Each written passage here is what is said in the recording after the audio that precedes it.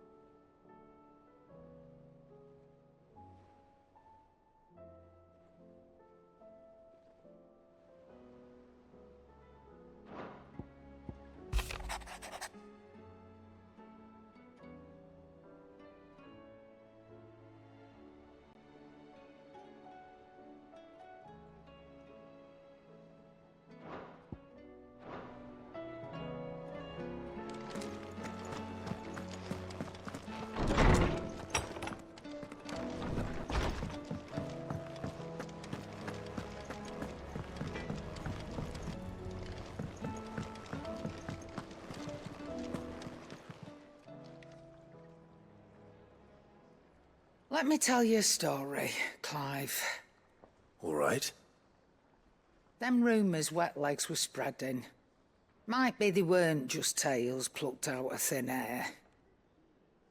You see, there were a time when I weren't too particular about who I sold steel to, so long as they paid me the right price. Some women lust after blood, others after flesh, but me, I were always one for gold. And to satisfy that lust, I sold to opposing armies, stabbed my every client in the back, made myself the most hated woman in the twins. But then one day I met a man who made me a different kind of offer. Said he'd give me access to a realm-wide community of like-minded individuals in constant need of steel and sundries. On the condition I sold to him and his alone. Was that the first time you met Sid? Aye. And I fell right into his damn trap. He was true to his word, so I ended up being true to mine. And I soon started making the best profits I've seen since taking up the trade. And all without aiding or abetting any outlaws. Except Sid himself, that is. Told me about his plan to topple the mother crystals, you know. Said that with them gone, the realm would want for all manner of things. An opportunity for the likes of me to mint Gil. Why, I reckon an enterprising individual could find herself the richest dam in the twins. And that's when he had me. I emptied my stores that day and moved into the Hideaway proper. And the rest, as they say, is ancient bloody history. A dozen years on, and I'm still not the richest dam. Not for lack of trying, mind. But I can say that I have never been happier. You've all shown me there are some things more precious than Gil. That there are. So don't you go messing it all up. Or you'll have me to answer to.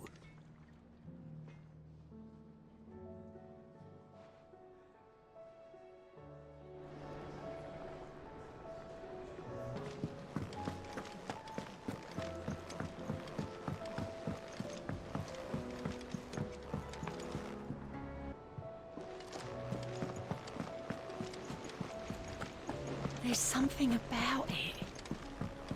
I feel like it's...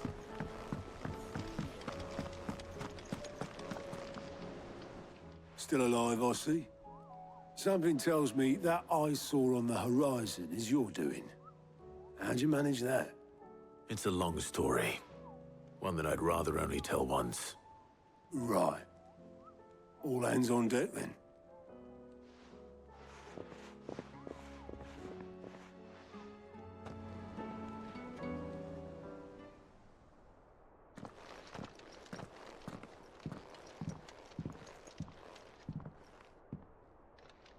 Is this everyone?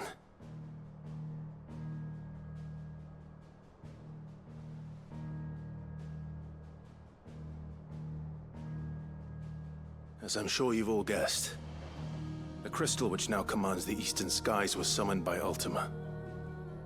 He called it Origin. Though the significance of that name is as yet unclear. What does it matter what it's called? Its emergence tore Twinside asunder. and wiped my homeland from the map.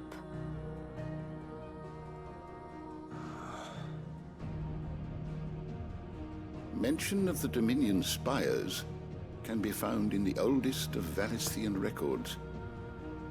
But to the best of my knowledge, none provide any hint as to their true nature. That they would prove the horns of some slumbering demon.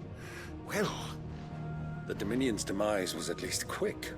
Elsewhere, the Republican army cannot hope to contain the chaos engulfing Randalar. Canva is in flames, and the Empire. Our allies are crying out for answers. I've sent the Cursebreakers to give them what assurances we can, but right now that amounts to fuck all. They wouldn't be able to stop what the skies have started in any case. People here and across the realm grow sicker with every passing day.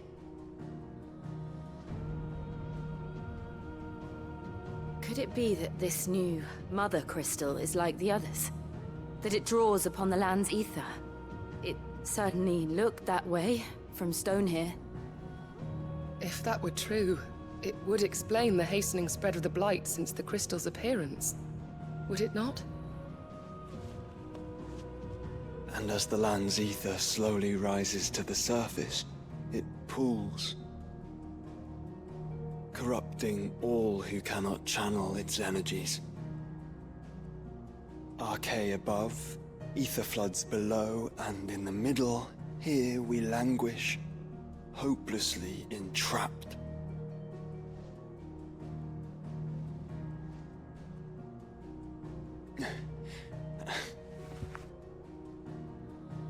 It's all right.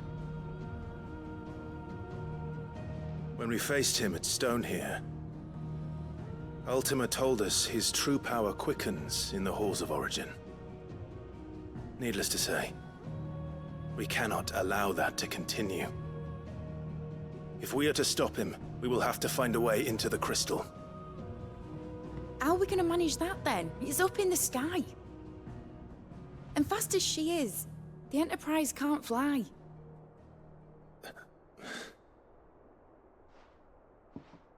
It's a lot to take in, and I reckon we'd all benefit from some time to clear our heads. The answer will come to us. Don't you worry. Ain't that right, Clive? Right. That's right. Well, go on then. Bugger off.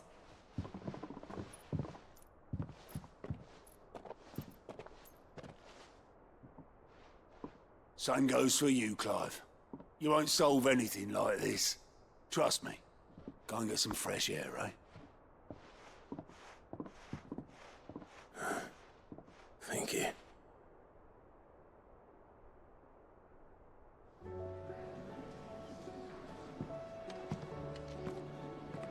Joshua seemed upset.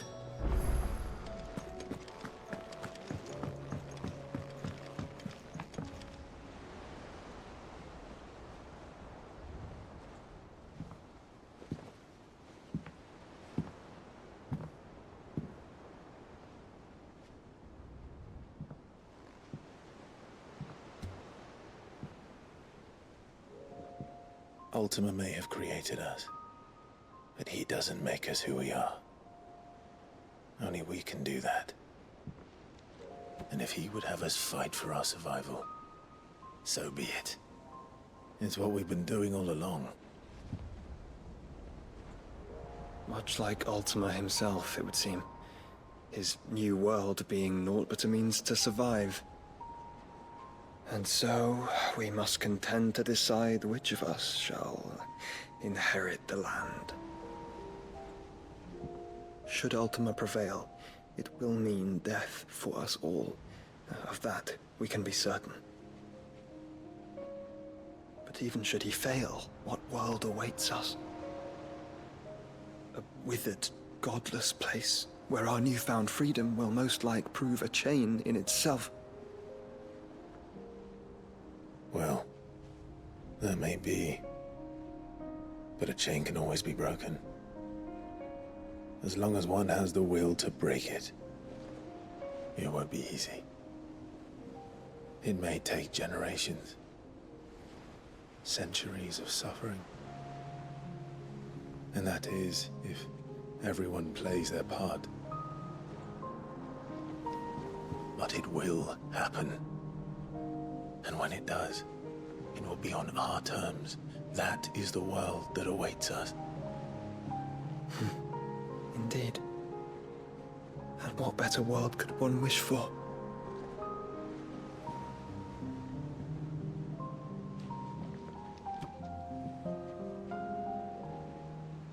But first, we have to reach that crystal. Then it's a good thing I have wings. You can barely stand, let alone fly. And only the Founder knows what horrors await in those skies. Are you certain about this? Am I certain? I am the Phoenix. I will do what I must. This is our fight. Remember?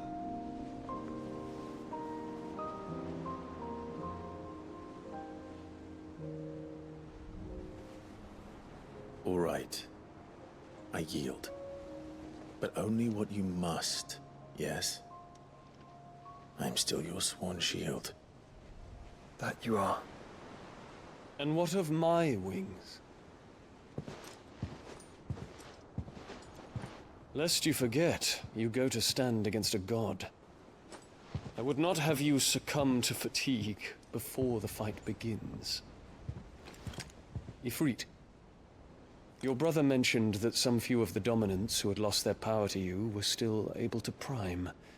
Is that true? It is. But their icons no longer submitted to their will.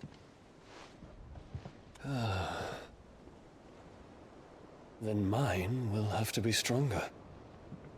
That you both might save your strength for the battle to come. You don't have to do this. If you do, there's a chance you might lose all you have left. And what have I but regret? My life ended in the Dominion. I fear death no more. Besides, I would have words with Ultima. He has much to answer for.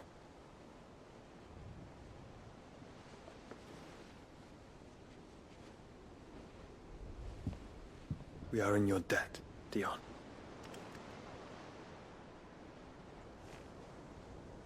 We can speak of debts when this is over.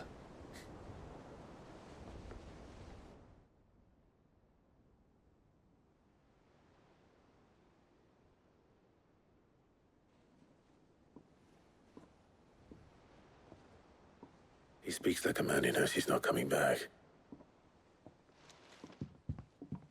And has come to terms with that. That doesn't mean that we have to, does it, Clive? Time to talk to Jill. I only hope she understands.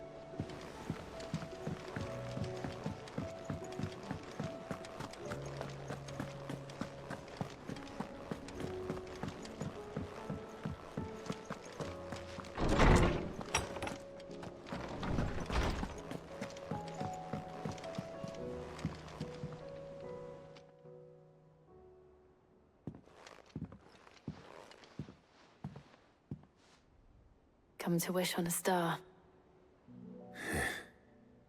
That might not be such a bad idea. This is it, Jill. You know what I have to do. Why I have to do it. There's no turning back now. This is where our journey was leading us. Where it will end, for better or worse. I could pray to Metia for you. But you'll be all right, won't you, Clive? You always are. I did promise we'd watch the moon together. I'll be waiting.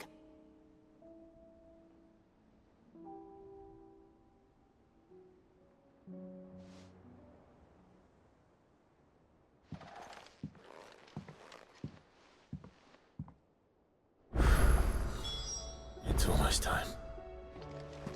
Better make sure I haven't forgotten anything.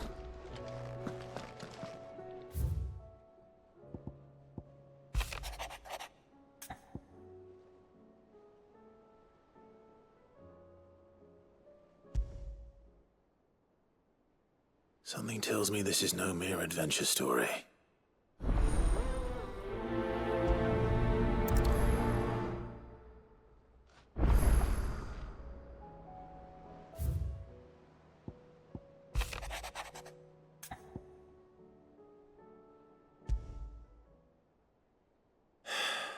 What is it this time, Torgal?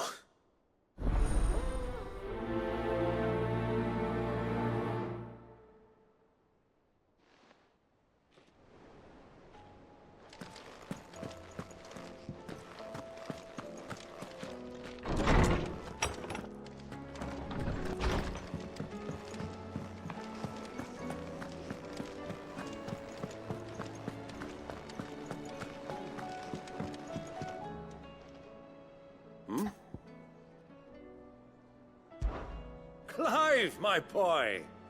Rutherford informs me that we owe you our thanks. Hadn't intended for you to get involved, but such are the times we live in, huh?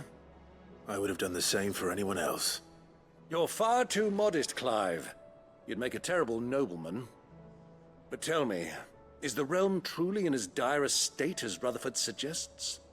From what little I saw, you were right to be worried. I suppose I should have expected the worst. But I was rather hoping the great and good of the realm might have things a little more under control. Alas, it seems that firm leadership is in short supply these days, and without it, the people are bound to lose their way. We must move quickly. But where do we start? True, the challenges that face us are many. But in my estimation, there are two key areas to be addressed before any other. The realm's armies and her larders. As you've seen firsthand, it's every man and woman for themselves out there.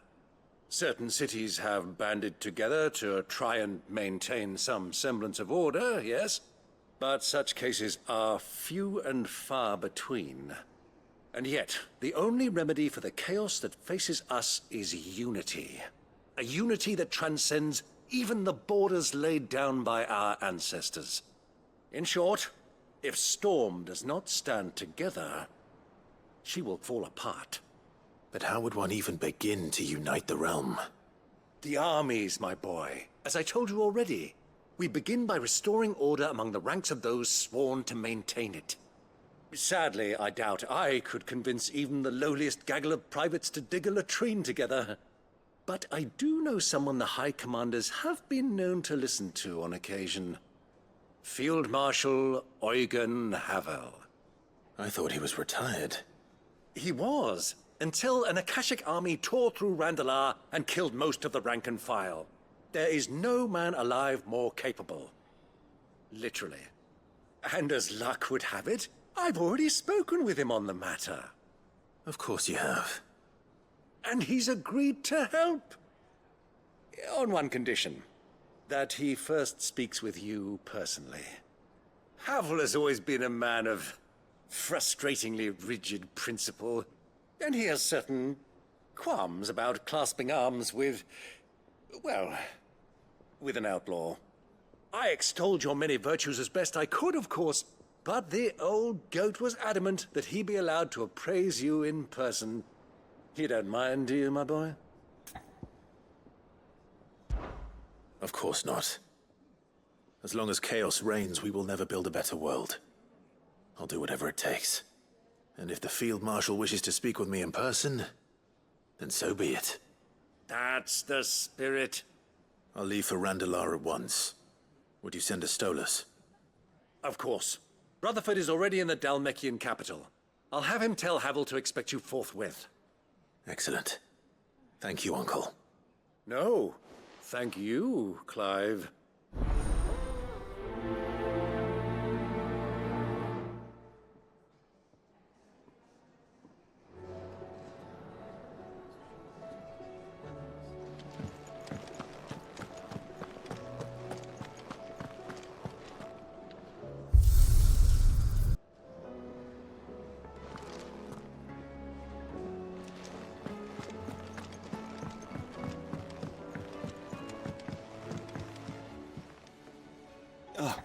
Clive. Joshua, what's wrong? And don't say nothing. It's... not nothing. I've received word from Cyril. The Undying have found Father's will. Or something akin to it. His will? How? Where? In the crypt beneath Rosalith Castle. After Kupka was kind enough to drive out the Imperials, the Undying took the opportunity to recover what relics of the Duchy yet remained. And in the process of doing so, they found a letter from Father. I'm surprised anything survived down there. Cyril asked that I join him in Tabor at my convenience. I have been meaning to go, but... would you join me? Of course. I want to know what's in that letter as much as you do. Very well. I am ready to leave when you are.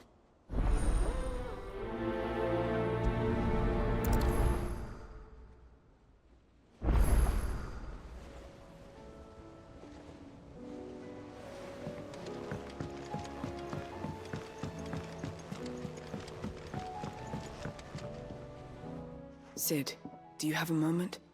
By all means. It's my old master.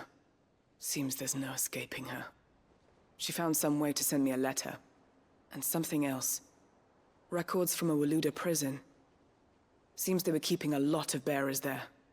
How did she come by such a thing? Finding bearers always was her strong point. And it seems the cells of Balmung Dark are full of them. Foreign captives, the masterless. Bearers no one would miss. And even better for her, bearers with no one to look after them. When Ether started lapping at the walls, the jailers fled. Leaving the bearers to be liberated by whoever happened to come along next. Cid, I'd like to believe that I've earned your trust by now. And while I'm well aware that you've forbidden Cursebreakers from traveling to Waloed, I can't let those bearers die in their cells. I'd rather risk shipwreck on the Shadow Coast than leave them to starve. We'll be needing the Enterprise if we're going to navigate the Narrow. Does that mean... I'm making an exception, but we travel together. And we stay no longer than we have to. Ash is an inhospitable place at the best of times. We save as many as we can, and we leave. Thank you, Cid. There was a name in the prison register. A name from my past. Chadwick. Another of my former master's protégés. A gifted soldier, and the closest thing I had to family. The thought of him held captive in that place. He must be very important to you. He was. Is. Then we find him. The entrance to the prison lies in the shadow of Ravenwit Walls, just beyond the portcullis. We should head there as quickly as we can. I only pray there are still bearers alive to save. As do I, Doris.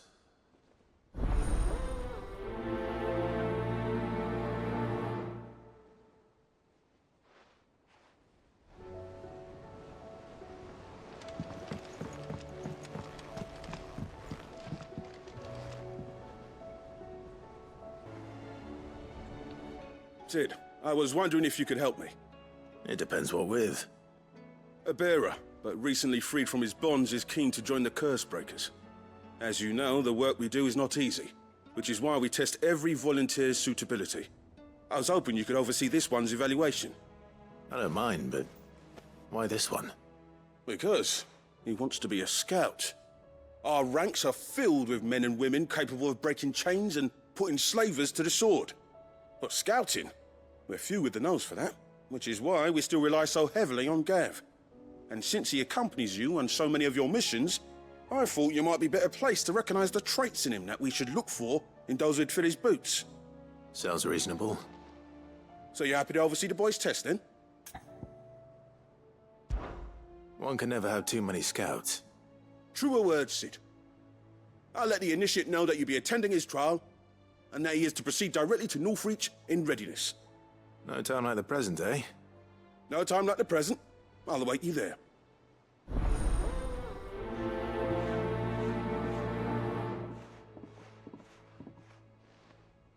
Northreach.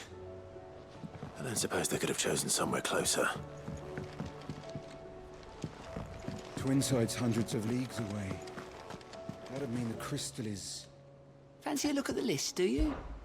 Here you go.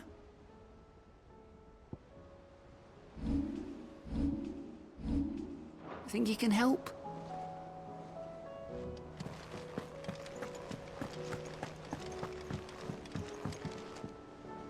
Vivian, I read your note, and I'd be happy to help you find the book you're looking for. Thank you, Clive. But tracking it down will not be easy. Are you sure? Please. You have always granted me your wisdom and insight whenever I asked. It's only right that I return the favor. Or at least attempt to.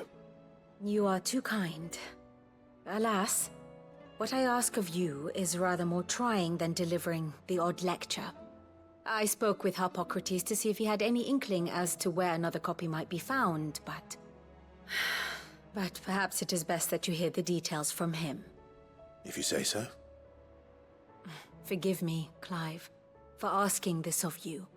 But this book, it set me on the path to becoming who I am today.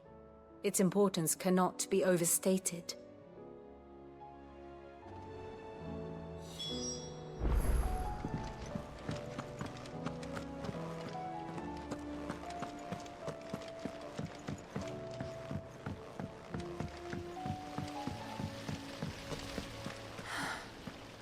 All this time, my heart has wandered hither and thither in search of the perfect companion. When all along he was here, standing right beside me.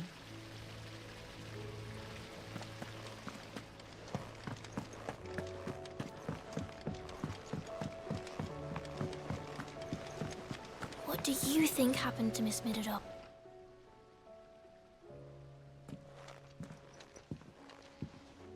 Sid, you have to help us. With what? You didn't take apart another of Mid's contraptions, did you? No. Well, yes. But that's not what we want to talk to you about. It's Miss Midadol.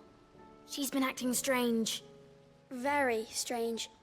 She's barely ever around. When she is, she acts like we aren't even there. Her head's in a crowd. In the clouds. That's what I said. In the clouds. Well, she does have a lot on her mind. When did you last see her? Not long ago. Right after she got back from saving you from Stoneir. Then it's probably just about the Enterprise. It did take quite a battering on the way there and back. You didn't break it, did you, Sid? You really should be more careful around Miss Midadol's inventions. Don't listen to her. Even if you did break the Enterprise, you could put it back together, couldn't you? But who's gonna put Miss Midadol back together? She seems really sad. Why don't I go and see if I can cheer her up? You do that? For us? She's in her dungeon. Don't scare him. It's not a real dungeon. Thanks for the warning.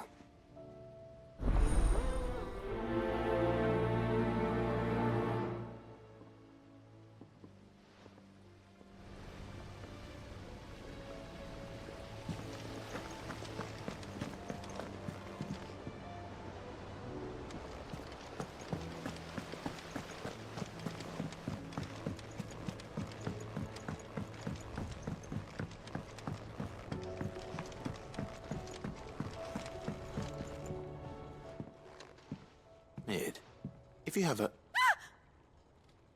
That's it! I knew it! The answer was right here under my arse all along! If this doesn't steer to the skies, nothing will! To the skies? You aren't trying to give the Enterprise wings, are you?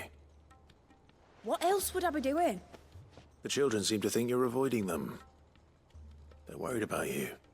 Is this really so important that you need to shut yourself away from everyone? The Enterprise is already the fastest ship in the realm, and that's with the sea beneath her. But what if she weren't bound to the waves? What if she weren't bound to anything at all? It's not fair. The gods get the skies all to themselves, so I'm gonna do something about it. The Fallen had their chance, but they relied too much on magic. And see where that got them? But not me. I've discovered how to do it without. Well, Almost. First, I need to make a prototype. And is that a one-woman job? Are you volunteering? I'll have you know the Enterprise is my baby. But if her godfather's offering to lend a hand, I'd be happy to take it. First, I'll need oil, and not just some old drippings from Miss Molly's spits in the Tub and Crown. Refined stuff, like they make in Ordil. Then I'll need some bone, or shell. Light, strong, preferably no longer attached to the beast it belongs to. If it's beast bones you're after, I'm sure the Cursebreakers will know where you might find some. No, they'll know where you might find some. You're the one who offered to help, remember? I should speak with one of the Cursebreakers before I set off for Old Hill. See if I can't find this bone while I'm there as well. Has Midadol mentioned a new project yet? Not exactly. She seems preoccupied.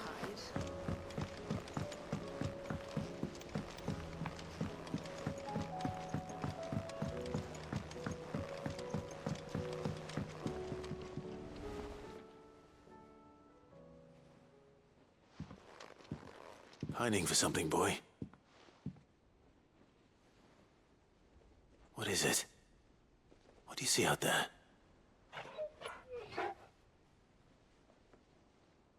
I never did ask where you got that anklet of yours. From Sid, that's why. On the day he brought him home. That long ago? And you're only thinking to ask this now? Sid saw that the pup had a habit of gnawing on his leg, since you ask. Clap that there iron on him to keep him from doing it. What was wrong, boy? I'll take like as not. Must have been hard on the poor whelp losing his loving masters at such a young age. Doubly hard in being a frost wolf, torn away from his icons and all. Sid would always tell him, you want that iron gone, you find what it is you're looking for. I reckon what he were looking for was you. I'm sorry, Torgal. Sorry for making you wait so long. Let's get that thing off you.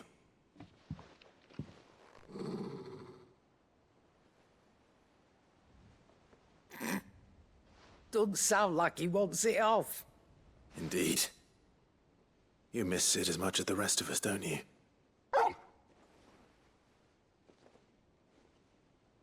You want me to go with you somewhere?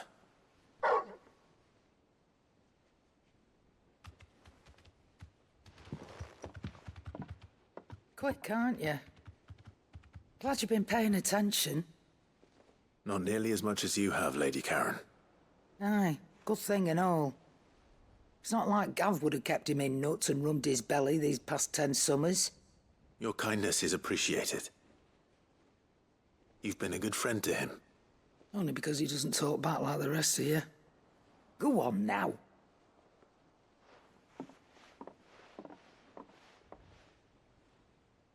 Where to then, Torgal?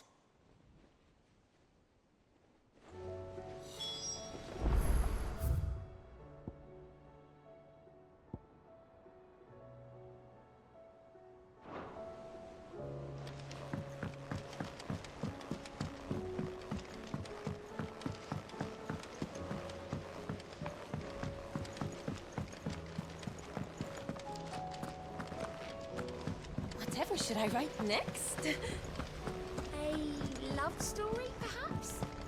But with a happy ending, of course.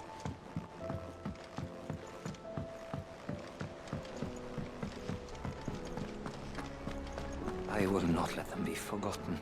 Sid, may I have a moment? Of course. It is an honor to finally speak with you. My name is Herman. I've been with the Cursebreakers for some time now, and I wish to be deployed to Ash. Any assignment will do. No. The lands across the Narrow are too dangerous. I will not send good men and women to risk their lives needlessly. Why would you want to go back? I need to retrieve something. Something important. I was raised in an orphanage. The Badbach Conservatory. Or rather, I was held captive there. It was not a place of nurture. It existed solely to turn bearer children into mindless weapons. We were tortured until we feared no pain. Tormented until our hearts turned to stone. And few ever survived long enough to become tools of the last king. I can't imagine. I lost so many. I can't even remember all their names. But they must be remembered. They cannot fade away, faceless and forgotten. The Institute was run with military precision. Every child measured, every name recorded, every death logged with meticulous care. Cid, allow me to travel to Ash and recover the registry so that my brothers and sisters might live on. You are a good friend, Herman. But the fact remains that Ash is simply too dangerous. Cid, please. Even should it cost me my life. Too dangerous for you, Herman. But not for me. I'll go to Bad Bach and find the registry. You will? I won't let you risk your life. I don't know how to thank you. You can start by telling me where I'll find this orphanage. Vie de Grace. Hidden in a forest, overlooking the plains. All right. I'll see what I can find there. May the mothers guide you.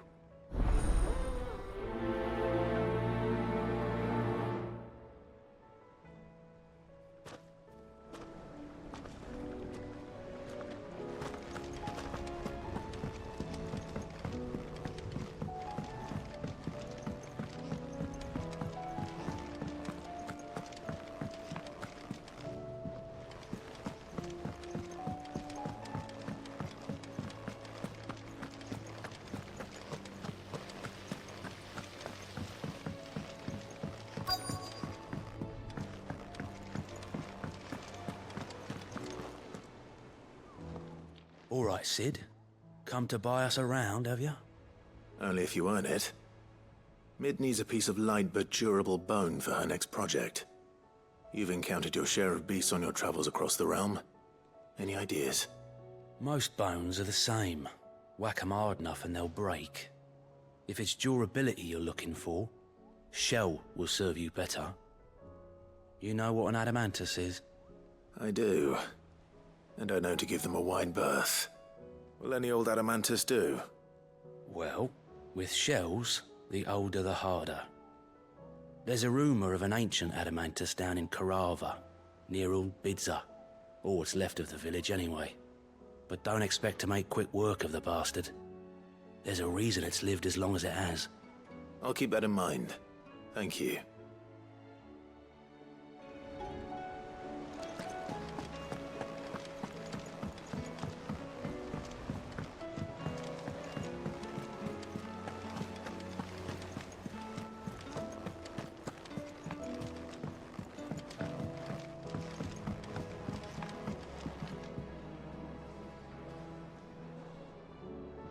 All right, Torgal.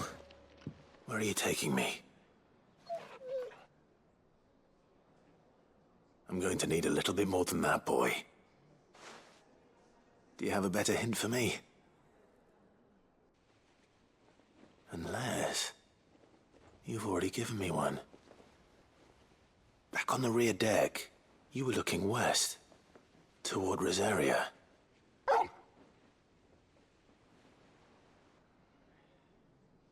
Why don't we try the rookery?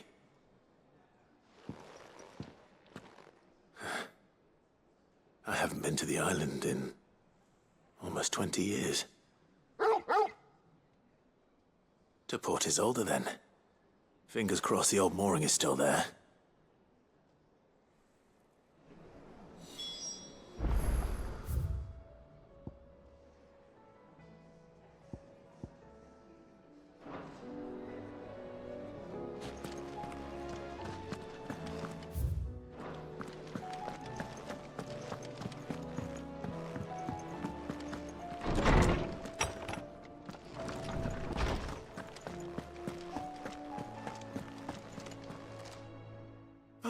Clive, my boy.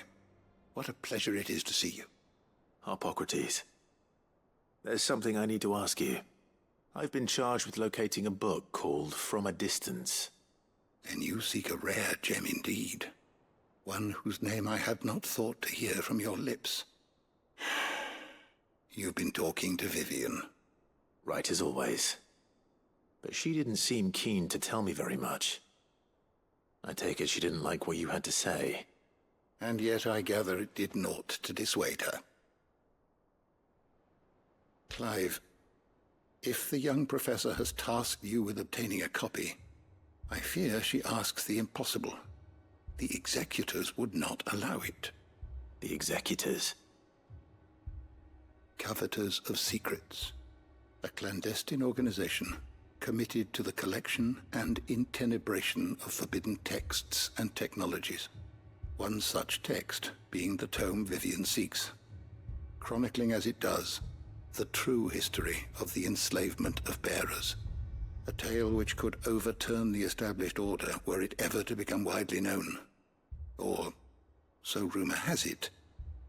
I've never actually read the thing, or even set eyes on it for that matter. How is it that I haven't heard of this organization? Why, secrecy is the executor's watchword. They lurk in the shadows, emerging only to seize that which must be seized, be it books, inventions, or people, before disappearing again, leaving nary a trace. Which would explain why Vivian's copy was snatched from her grasp not long after she found it. By the hand of the executors, yes. But what drives them? Self-interest or ideology? A fine question. Sadly, all that is known of the executors can be recounted in a single breath. You may just as soon ask me of their origins, numbers, or the identities of their leaders.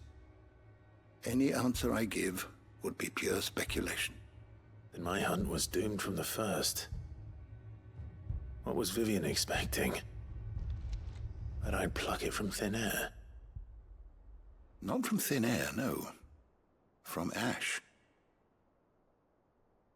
Rumors of the executors are rife among the scholars of Storm, but rather less so across the strait. I have a friend. Well, I had a friend in the village of Garnick, a collector of rare tomes, upon which subject we would oft correspond. Alas, I have heard naught from him since the skies fell dark. And no doubt he too has turned. But though he did not mention it by name, it is possible that a surviving copy of From a Distance yet rests upon one of his many shelves, quietly awaiting discovery. If you were, by some chance, able to save even a single book from the poor man's library, I know his soul would rest easier. Very well. When I next find myself in Waloed, I'll be sure to pay Garnick a visit.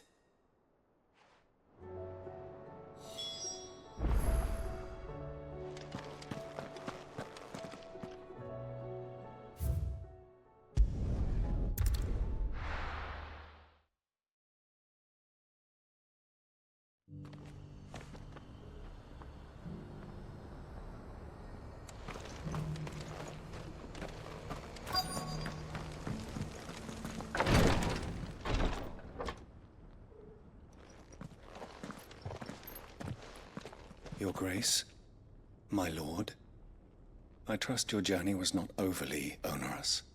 Cyril, you found a letter from Father? Yes, I have it here.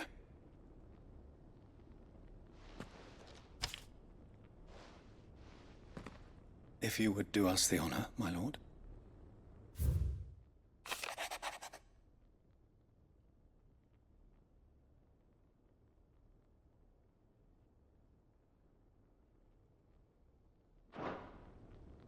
An inheritance. It would seem the late Archduke penned this missive shortly before his passing. The day before we left for Phoenix Gate. What are these plans he spoke of? His plans for the duchy, Your Grace. Your father entrusted them to my predecessor, the former bearer of the Burning Quill, who entrusted them in turn to me. The complete emancipation of bearers is their stated aim. But your father's dream did not end there. His Grace also spoke of building hospices to care for those stricken by the curse, and the founding of a new university to further the development of non-magical technologies. With the blight spreading ever more widely across the Twins, Archduke Elwyn saw this as the only means of securing Rosaria's survival. He wished to see men and bearers treated as equals. To see centuries of common wisdom overturned. Small wonder he did not think it achievable within his lifetime. But he thought it achievable nonetheless. Had he not, he would never have written this message. Nor would he have entrusted his vision to his most faithful aides, those who would have stood with you, shielded you from the machinations of the less benevolent personages at court. It's a pity only they are still with us. 'Tis true that those most loyal to your father were the first to suffer the Duchess's wrath. But one at least remains, and she has come bearing gifts. What do you mean? Mayhap it is better that she explain, my lord. After all, the duties entrusted to me by my predecessor extended only to recovering His Grace's will and arranging a meeting with the one who might execute it, or a part of it at least. And where is this woman? She awaits you in the archive, Your Grace. Thank you, Cyril. Shall we then?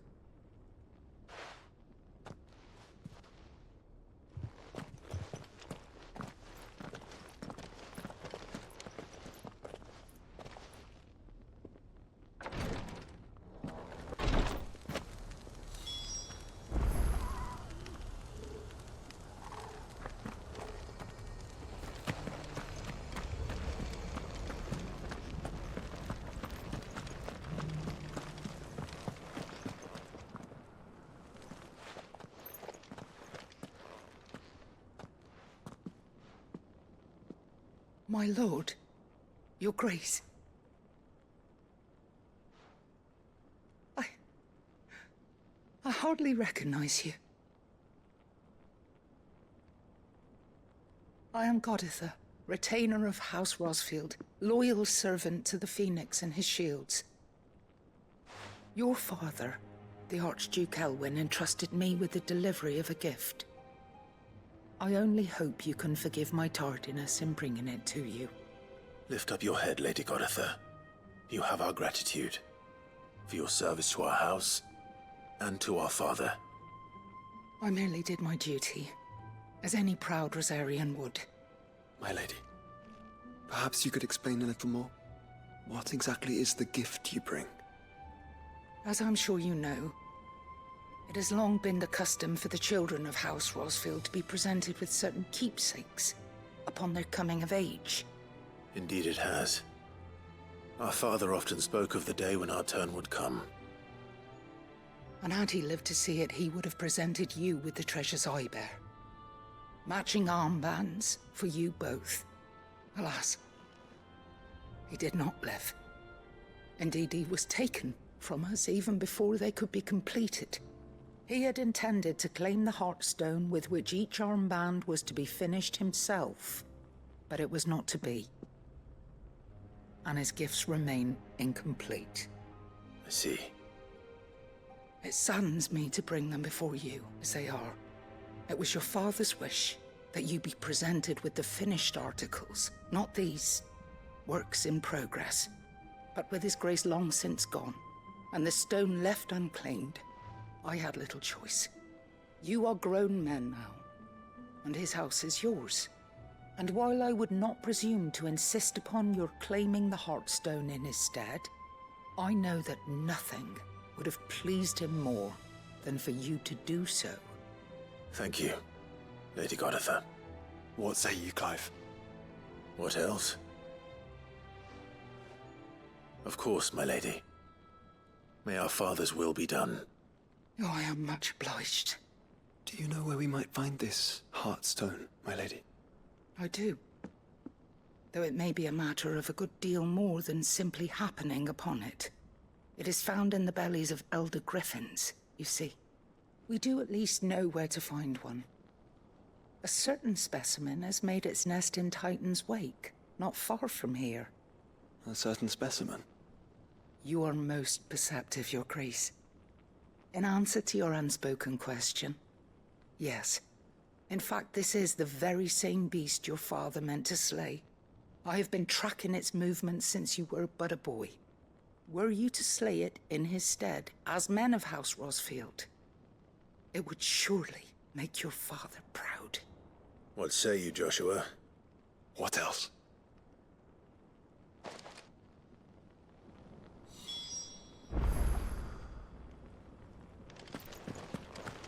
Titan's Wake is to the south of here. But we must not be hasty. The good lady has been disappointed once already.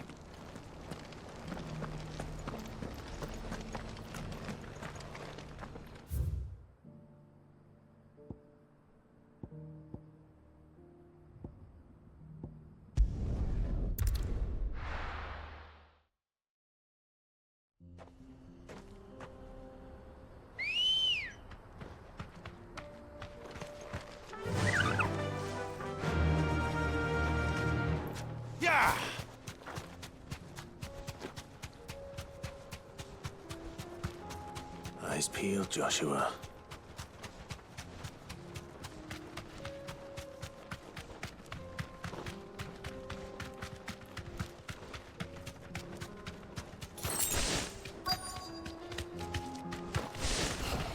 There it is. For House Rosfield.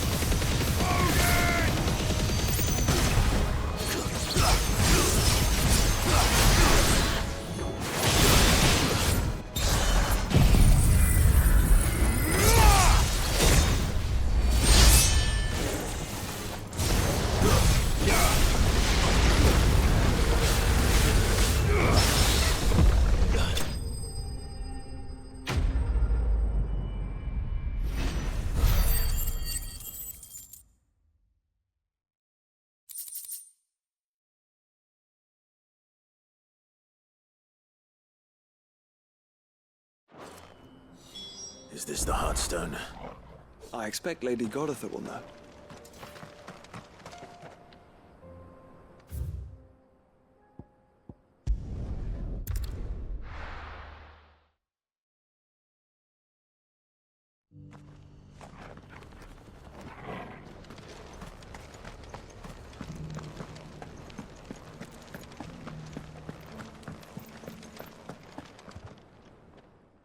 Thank the Founder you were safe.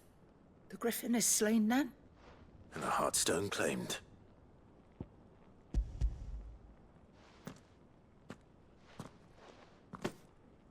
Yes. This radiant luster, like frozen flame. It is just as your father described it. Thank you, my lord. Your Grace. Your father would be so proud. Lady Goditha, the lapidary is ready. Thank you, Cyril. I will be with him shortly. If you would excuse me, I shall have the stone cut and set forthwith.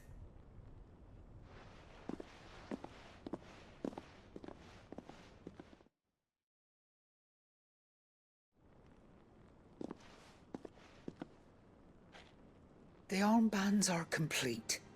Pray, take them. They are yours, after all. Heartstone is harder and more enduring than garnet, or even ruby. It symbolizes unwavering will and devotion. And the graven vines encircling the stone represent the unbreakable bonds between you. It's a message. Father knew we had enemies both inside and outside the duchy. Enemies who would thwart his vision. Only with unwavering devotion would it ever be realized. And only if we stood together, as Phoenix and Shield, as brothers in arms. Only then might those enemies be overcome. Indeed. His Grace knew the enormity of the task he would entrust to you, his heirs. But this was more than just a message. It was a promise. That he would always be with you. Thank you, Lady Goditha, for remaining the steadfast custodian of our father's will. Forgive me, my lady, but there is something I don't quite understand. The Undying told me that after Father died, Mother claimed all of the ducal treasures for her own. Even if the armbands were incomplete, she would surely not have overlooked them. So, how were you able to keep them from her? Because I was the keeper of the vault. Though I was but a lowly servant, your father spoke to me of his intentions for the bands, of the deep love he had for both of you, and his hopes for your future. In the days before the disaster at Phoenix Gate, I discovered that the Duchess had ordered her jewelry be sent away from the castle. It was then that I knew she meant to betray us. I tried to warn your father, but it was too late.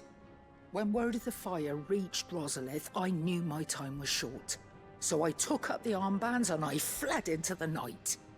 And thank the Founder you did. Yet my duty to your father was incomplete.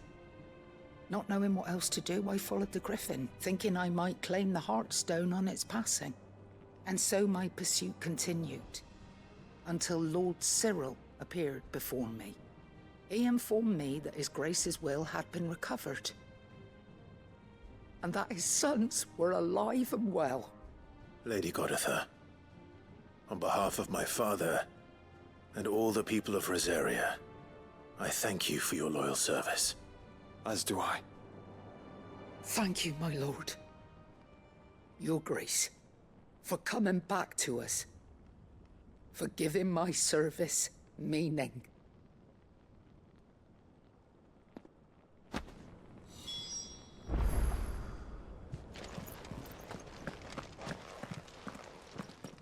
The bands suit you well. It must be gratifying to finally receive the inheritance that was denied you for so long. It is. And we thank you for the part you played, Cyril. If you would permit me to play my part a little longer, might I suggest that you make your way to your father's memorial atop Hawk's Cry Cliff? Let him see that you have received his blessing, and that his vision lives on in you. I suppose it would be churlish not to. What do you say, Clive? Shall we pay Father a visit? I think we should. I was hoping to be able to offer him my thanks before we left for Origin. Your father's helm is enshrined there. It has been since the day we recovered it from Phoenix Gate. I prithee claim it. For it too is a part of your inheritance, and I do not doubt that your father would prefer it in your hands than perched upon some lonely rock. Thank you, Cyril.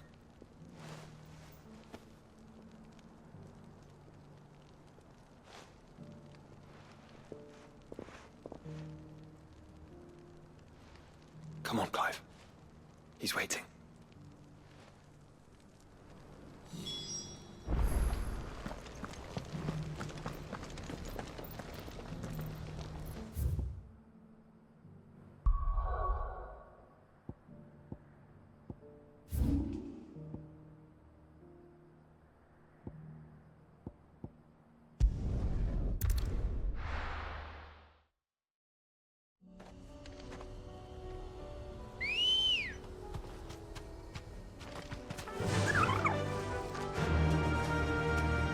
Fly, Ambrosia.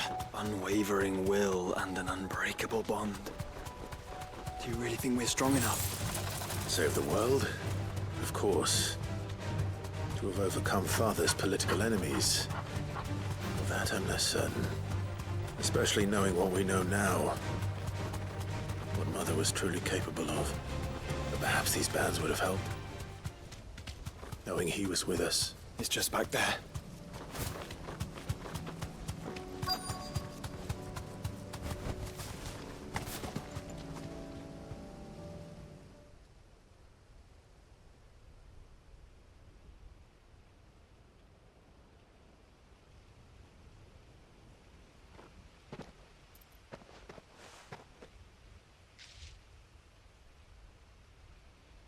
Father always fought for what he believed was right. It wasn't until that night at Phoenix Gate that I realized I had never fought for anything. I always had someone else to do the fighting for me.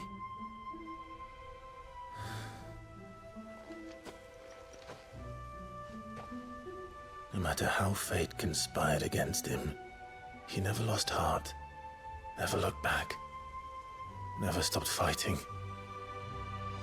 To me, he was the greatest of men. And I've been trying to live up to his ideals ever since.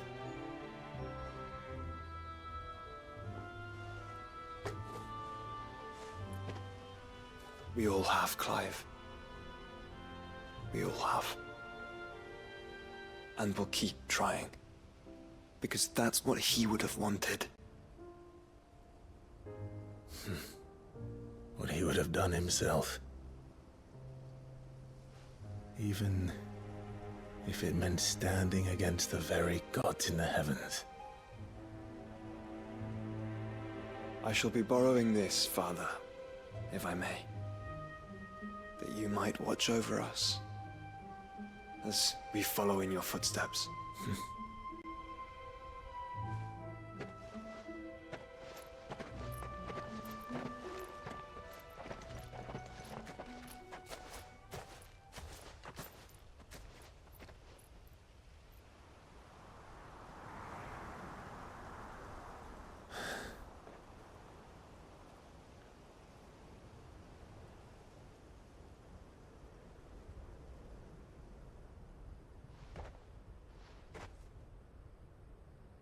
We won't lay you down.